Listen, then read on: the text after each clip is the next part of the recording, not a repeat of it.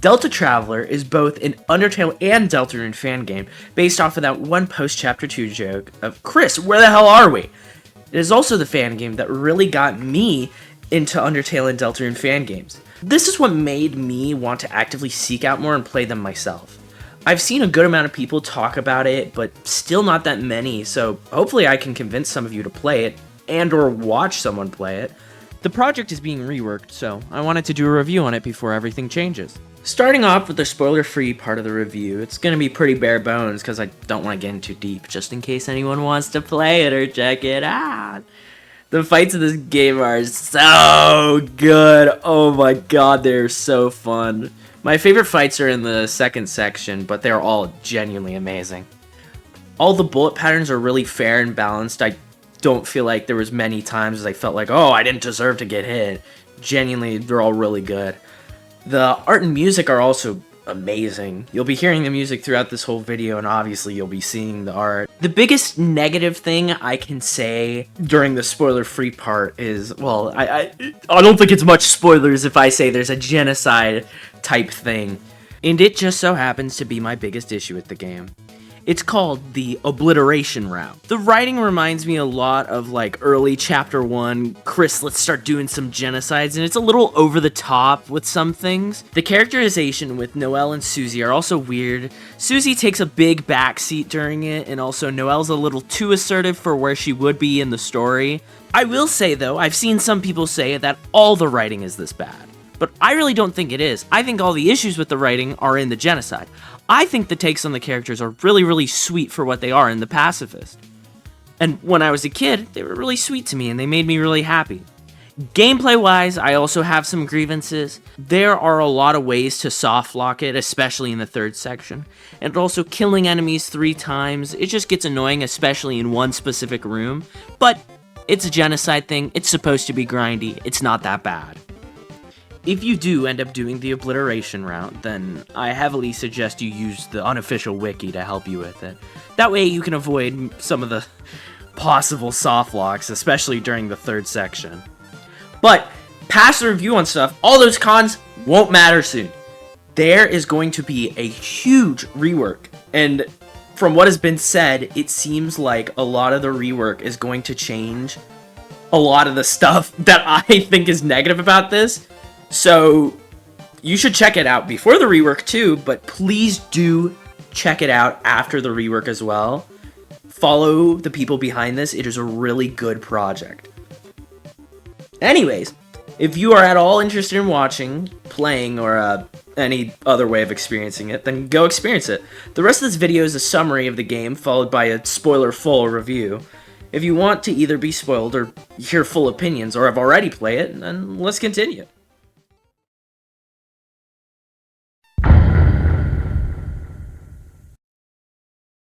The game starts out with Chris and Susie waking up in the underground and meandering over to where Flowey is. He does his usual shtick, but Susie doesn't have any of that shit and sends him over flying. Can I say shit? When Toriel comes in, she recognizes the shirt Chris has on and gets reminded of her kids. And overcome with emotion, she runs off. So Susie and Chris chase after her, and when they catch up, she has kind of regained her composure and is able to talk to the two now. Susie explains the situation they are in and how they are from another world, or something adjacent. Toriel suggests that maybe they should go to Hotland to see the royal scientist, and that I'm not saying he, I know it's not Alphys, should be able to help. She then gives Chris her old phone and number if the duo need anything.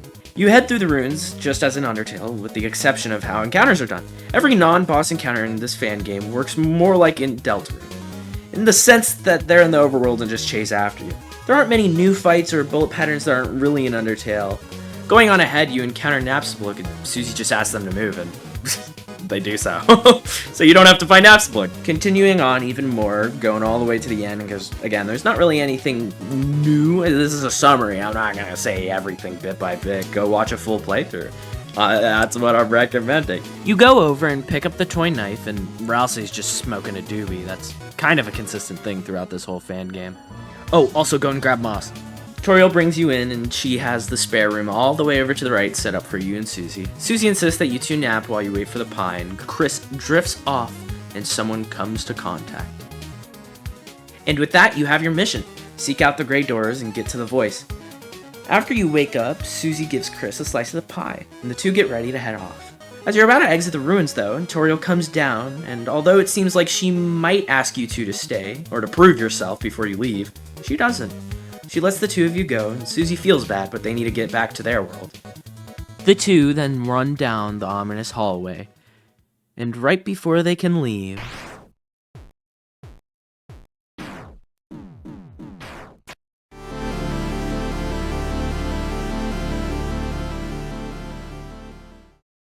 This Flyway fight feels like how a Flyway fight would be in Undertale. It's really good. From the characterization to the bullets to the music, it's all amazing. And it fits really well with his character. Any route you're on, though, you have to beat up Flowey, and then at the end of it, if you spare him, which we're doing, it's Pacifist, he tries to attack you, and then Susie attacks back, and then he flees. Then the two are able to continue. The fun gang, -1, or 2 if you count Lancer, head out towards Snowden, but they find Noelle on the ground. She's freaking out, but Susie tells her what's going on and what they gotta do. She obviously tags along, and the gang sets off. Also Susie finds a big stick. Someone approaches. Obviously it's Sans. He gives his usual spiel. But in the next room, oh wow, a gray door. Just like you need. Noelle goes to check it out, then falls, and so Chris and Susie follow after.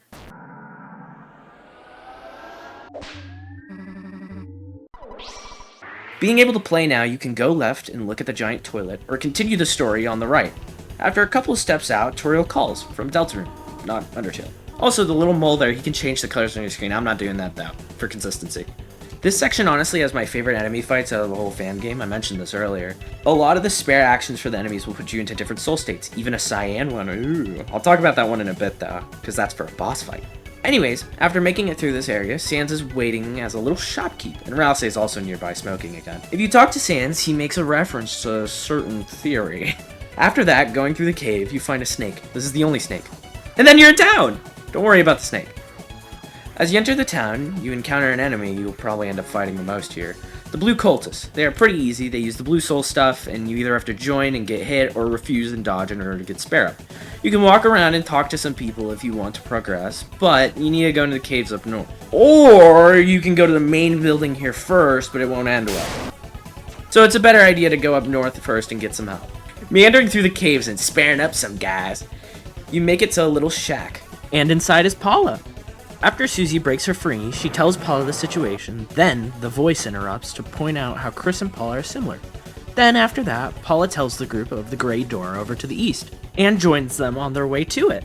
When you have her in your party, she can use some spells from Chris' act menu. For a pacifist thing, the attacking spells don't really matter till later, but the other ones are good.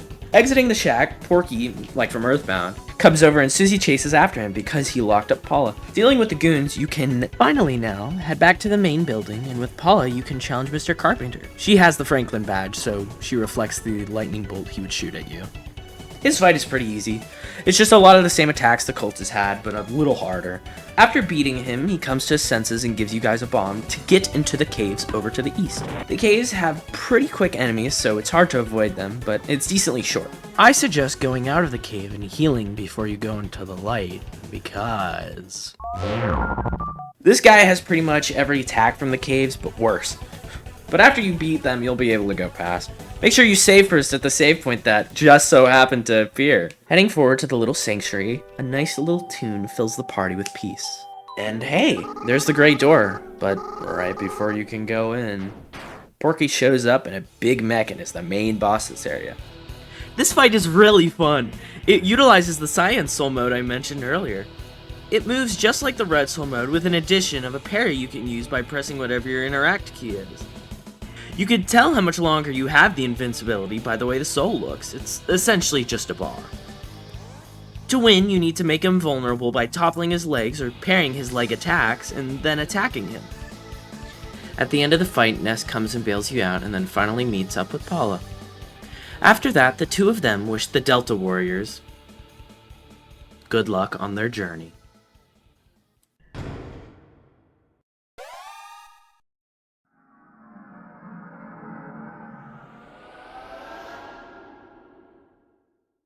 On to the last area of the game. They wake up where they left off right before. Oh. Well, not the same. You can also finally use the box, but like, I wouldn't suggest saving anything because when the rework comes, you want to replay anyways. Going 2 steps ahead, you talk with a pretty chill Undertale Papyrus, all things considered, and then a less chill Sans. Papyrus then explains how he wishes to join the Royal Guard, like usual, but also how they can't just straight up murder the human because he needs to do it in a sophisticated way. Continuing on now, never mind. We get to see the main gimmick of the 3rd section, which is the enemies being hostile in red. You'll need to find out the spare actions to get them to not be hostile anymore, or beat them up to a lower health, and it'll get them out of the hostile state. Probably just find the spare stuff, though. After that, you'll go through some more battles and puzzles until you have to take a detour.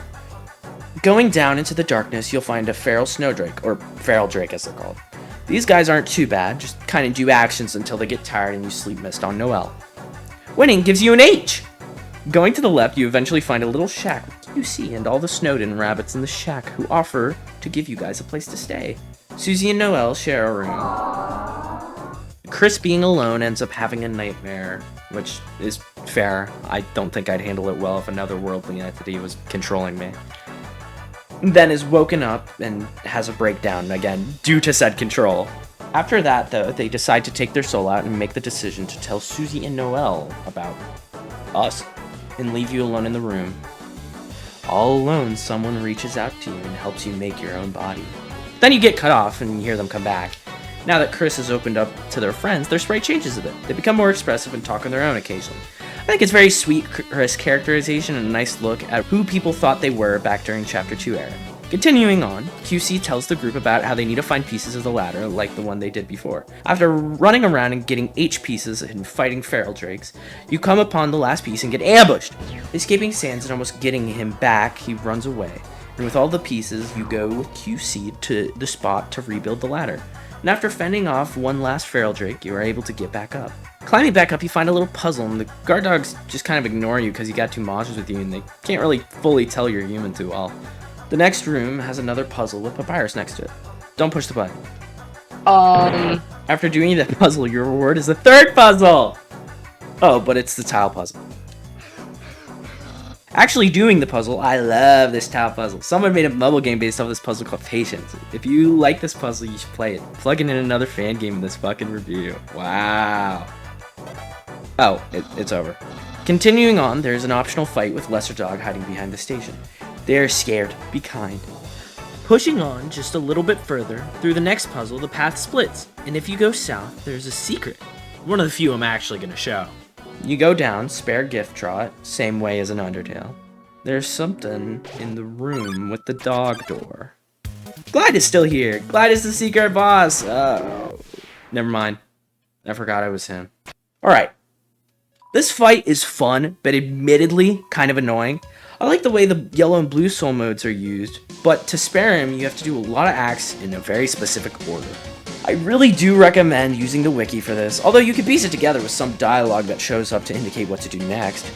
Or you can challenge, inquire, reflect, criticize, challenge again, reflect, inquire again, criticize, and then praise Jared. Then you can spare or ditch him. You can't do multiple acts on the same turn, so protect with whoever isn't acting or heal if you need. Bullet patterns for this fight are really fun, so you should go out of your way to do this fight. After that, you can head forward, get past Greater Dog, and end up on the big bridge right before Snowden.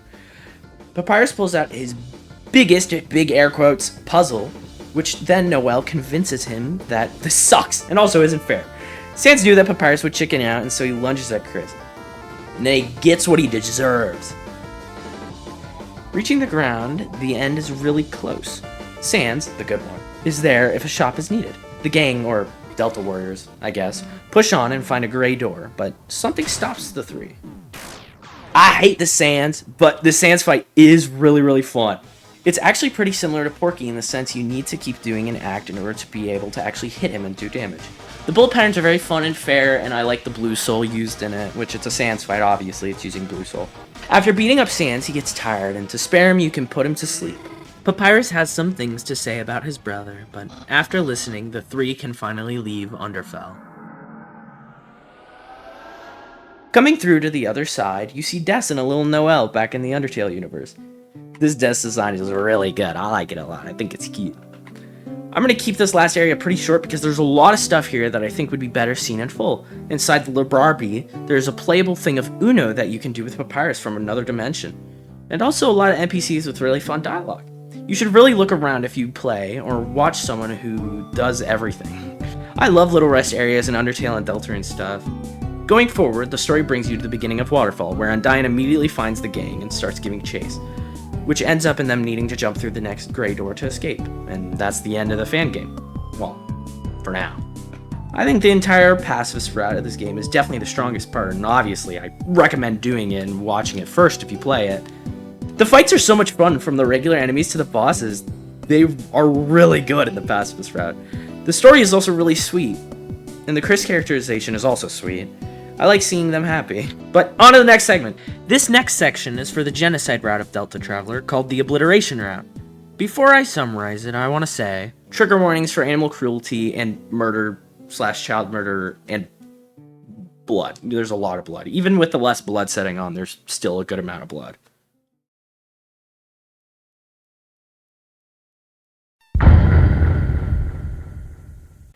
This part's going to be a lot shorter because I'm going to focus on most of the changes and boss fights. But, okay, biggest advice during this part, I said it before, but I'm going to say it again. Have the wiki open. I'm serious. I have my serious eyebrows on now. Use the wiki. Anyways, it all starts out the same and is the same until the first enemy. In order to fully kill an enemy, you have to fight them and kill them 3 times. Most of the time, there are a few exceptions. Enemy-wise and obviously bosses you need to do once. You can tell you got rid of an enemy because the little weird route jingle will play. After you kill the 3rd set of enemies, Susie will question why Chris is doing this, but you just gotta continue. Also, you should probably fully kill every enemy in each room as you come across them, because there's a lot of times where you have to kill everyone to continue, and Napstablook is one such time. Killing everyone actually lets you fight Napstablook. And since you aren't able to damage Napstablook with Chris, you have to get enough TP for Susie to use Rude Buster, so then you force Susie to kill them. Water break. Turning on the sad for water. Ugh. I feel sick. After you force Susie to kill them, she gets really worried about what's going on with Chris, but you proceed. The rest is just the same, except with, obviously killing everybody else. Something I want to say here, though, and one of my biggest gripes is, I don't really like the whole fighting an enemy 3 times thing. It's nice that it isn't just random like base Undertale, but it still feels a bit off to me. It can get kind of annoying and grindy during certain parts. After killing everyone, you head forward and talk with Toriel. Heading into her house, it's pretty much the same, so Susie and Chris make their way over to the guest room. And in there, Chris has a nightmare. After that, though, the confrontation with Toriel is the same, but Fly makes a comment on your little spree. The fight is the same, although obviously there's a difference in the kill, and then the two continue on. The beginning of the second section goes pretty much the same, with meeting Noelle, and then Sans, and then falling in. After you fully take out the first enemy, then Noelle and Susie will comment on how violent Chris is being. For this area, I suggest just going through it 3 times front to back in order to get all the enemies. It's faster than just doing them one at a time. After you kill them all like before, you'll get an indicator. This is the most annoying grinding part of it. It's really annoying how big this room is and how many enemies there are. You just gotta make sure you don't miss any. The reason why you had to kill everybody in that last room then was because if you go past the snake without killing everyone back there, then you abort the route. But if you do kill everyone, then Susie and Noelle are then appalled by what Chris did, and Chris says how they can't control themselves. You continue on, and there's a person that comes over, and you gotta kill them too. After killing them, though, a person from the town comes over and whaps Chris on the head. When they come to, they have a new status on the little status thing for being concussed. Whenever their little sprite in the fight looks like it's holding their own head, they won't be able to attack. You still gotta make your way over to Paula like in the Pacifist round, or you'll get struck by lightning. Meandering through the caves and stomping on some guys, you make your way to the shack where Paula is. And it plays out the same, except Chris falls over during the interruption. Paula goes out on her own to find Ness. Same thing happens as in the normal route, where Susie runs off after Porky, though, after leaving the building. So you and Noelle fight the cultists. After you win, if you say some things to Noelle, then... Oh, but good news, you still get the lightning badge off of one of the cultists, so you can go and get the bomb. By the way, I forgot to mention this before, but in this segment, you only have to kill these guys once since they bleed out. Any enemy that bleeds out, you only have to get once. Continuing on, though, you kill Mr. Carpenter, and he begs you to spare the children. Proceeding on to the caves to the right and fighting everything, I'm gonna say this here, but I do like the difficulty spike in the enemies. Compared to the normal route, the fights take a good bit longer, and it feels harder, which I think is a good thing for the genocide route. That, or maybe I'm just bad. It's only more annoying when you have to do the same fight 3 times over and over. Entering the sanctuary will cause Chris's concussion to go away, so you no longer have to deal with that status effect. The gray door is just there, so you'll just have to get through Porky again and...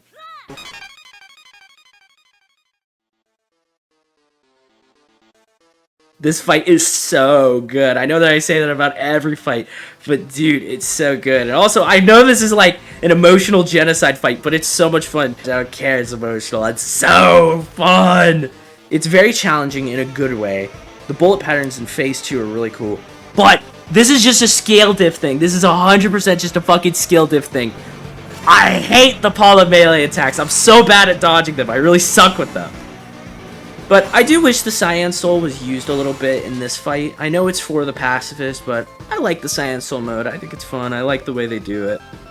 Also, if during this fight Susie and Noelle have a different sprite, they're not going to attack this turn. Like everything else, you have to take out the kids to continue. Going into the third section, I'm going to be upfront. This is the weakest part of the game entirely. Not the third section as a whole, but specifically the third section during the Obliteration route. This area is a lot better during Pacifist. It's just there's a lot of little annoying things with Obliteration route, but it's still not bad. The biggest annoyance is there are hidden little enemies that you wouldn't really know about unless you're looking at the wiki, or maybe I didn't realize they were there both times that I've done Obliteration because I'm stupid. The fights are still very fun though, and well, it's a genocide story. I don't really know what else to say about it. This is a scripted video, and I don't think I really have a place to judge with writing. Off of that, though, coming back to the forest, the interaction with Sans and Papyrus is the same, and Snowy still comes and attacks you. After which, Noelle is rightfully mad you killed someone they know and decides to go forward on her own. You have to kill people 3 times again now, though. So, go back to room resetting! After pushing forward, you get to the same puzzle as in the regular route. After that, also make sure you fight the ice cap in the whole of the ball game. If you do not, it will abort the run. After farming all those guys, you go to the Sans letter puzzle, and Noelle has already gone on ahead, which ends up being ahead into the detour in the dark. You head down the ladder and meet up with Susie, then proceed to kill a feral drake. Susie isn't surprised at this point, and the two head over to QC's little shack. Susie wants to talk, but Noelle is already asleep upstairs, so Susie and Chris head to bed to talk in the morning. Chris is plagued with a nightmare about all the kills and how you are forcing them to be a monster, until they are woken up by Susie and Noelle. They break down even more than in the normal route, and again, I hope we do get to see Chris happy one day. I say as I'm forcing them to do this. The voice then connects again and makes a bit of a vessel when the Delta Warriors come back and they kind of plotted against you. And now Susie can do some stuff. Don't worry about it yet. Susie and Noelle now know that Chris isn't just a genocidal maniac. They got a demon in them. It's you! Or me, I guess, since I'm playing right now. Don't think about it. It'll be you.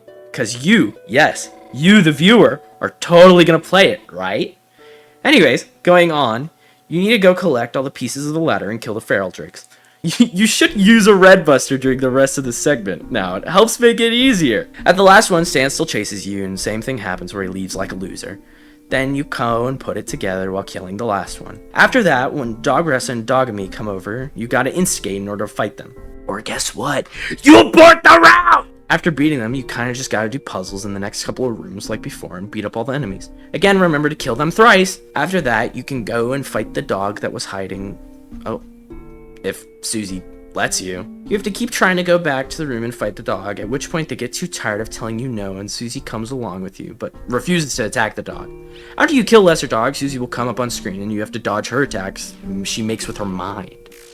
Susie then is attackable. Whatever you do here really doesn't affect the route that much, but if you are really an asshole to her, then she'll become devious, and might take turns where she either hurts herself or others. After skating through the ice puzzle, you need to take that detour again to kill Gift Trot, and maybe fight another certain someone. Okay, you know who it is. It's Jerry again. This fight is also very fun on this route. Bullet patterns are still good, music is still good, everything's still good. It's the same fight. But this version does have one thing better. The Jerry fight in the Obliteration route is better for one reason, or I guess you could do it in the normal route. It's the end.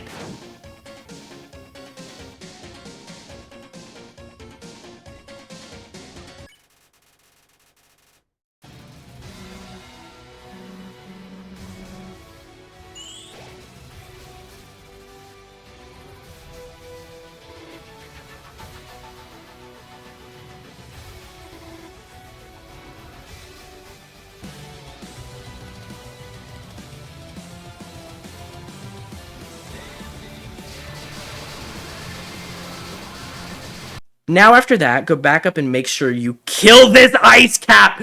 I softlocked my run I did for recording because I went a little far forward and then came back and it didn't work.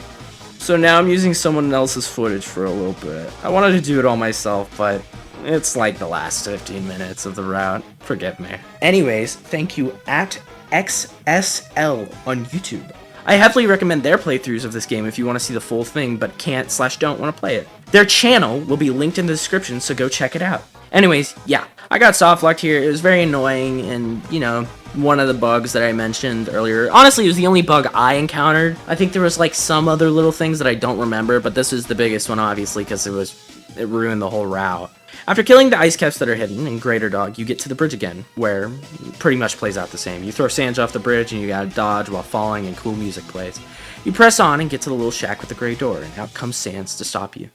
The dialogue is different. Susie says the F word. I have no clue if I can say it. I should look that up. The fight is the same with one big difference. You have KR, where everything does damage over time, so that does make the fight a good bit harder, but all the attacks are the same, so if you did pretty well in the Pacifist fight, you'll do good here. After killing Sans, he will use his final breath to talk down to Susie, so she finishes him off, rightfully so. After going through the door, the Snowden has some changes, but it's all pretty much the same. Continuing on to the right, you have to go and kill this mole over in Waterfall before you continue, or it aborts the route. But it doesn't really matter at this point. Undyne chases you and you end up jumping in the door, like before. Like I said earlier, this is the weakest part of the Fangame, in my opinion, but it's still not bad. The fights are very fun, but you do have to get past the grindy killing over and over again during a lot of it, and also have to make sure not to accidentally abort it. But we still have one more special route before the final review. The final route you can go down is hard mode. You start it the same way you do Undertale's hard mode, by just having Frisk as the name. When you enter the underground, it's pretty much the same except who you're playing as. And the same stuff happens with Flowey, where Susie will launch him. But Toriel's a little different. Toriel is worried that Susie is trying to steal Frisk's soul, and then goes through and still does her usual instructions on a bit of the puzzle stuff. Then Toriel gets fed up with Susie trying to insert herself in everything and will start beating her up. After defending Susie for a while, she's able to say something to Toriel and convince her that if she wanted to hurt Frisk, she would have done it already. Toriel then entrusts Frisk to Susie to help guide them through the runes. As with the Undertale hard mode, all of the monsters are their harder versions. Wow, amazing observation, I know. Nothing else is super difficult during this area. You can talk to most of the monsters after you spare them and they have some cute dialogue. But aside from the harder monsters, there isn't much. Now at Toriel's house, it plays out very similarly, except you hear something different, the big voice upstairs. And as you go to leave, instead of Toriel just hinting at the fact she wants you to stay, she outright says it. And Susie calls out how Frisk has been heading with a purpose, and they've just been following along. Toriel acknowledges this and lets the two of you leave. After you leave, you encounter Flowey just like in the other routes, but Susie tries to get them back, but you gotta fight Flowey first. The fight is pretty similar, with the biggest differences being faster bullets, harder patterns, and you can't use Rue Busters since you don't have Chris. And after you win, and either kill Flowey or spare him, you get Chris back and continue on. After walking down a bit, you find Noelle. Just like the main paths, the four get ready to set off and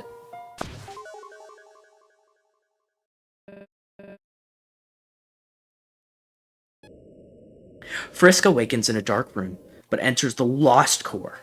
A vessel sits in front of the elevator. Now, you could go where you're supposed to go, but go up to the right and get a really cool fight. Blade Knight is such a fun fight. Haha, you should go play this fan game. You just gotta pray twice to pacify it. After you spare or kill Blade Knight, or just outright ignore it, you have to follow the vessel. Don't worry about the other path before this, it has nothing. After following through the elevator in Metaton's room, it starts to shift. Upon reaching the next room, you see someone very, very interesting. Then, once we are done, we may go our separate ways. Shall we get started?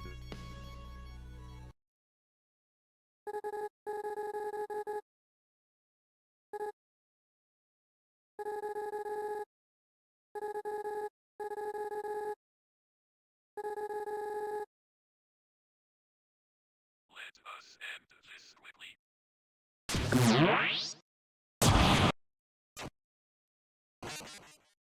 There's no way to escape that, but that's the end of hard mode. A nice fun challenge to wrap up the 3 runs if you do everything. Now, finally, to wrap this all up, all the good with the game.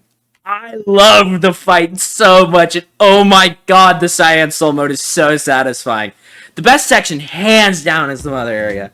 I'm pretty sure they aren't changing too much about it when the rework comes, because it's really good. Boss fights are amazing, music is amazing, art is amazing, the whole thing is just amazing. I'm also a big Gastronut, so I really like the hard mode stuff and some of the secrets I didn't show off that involve him.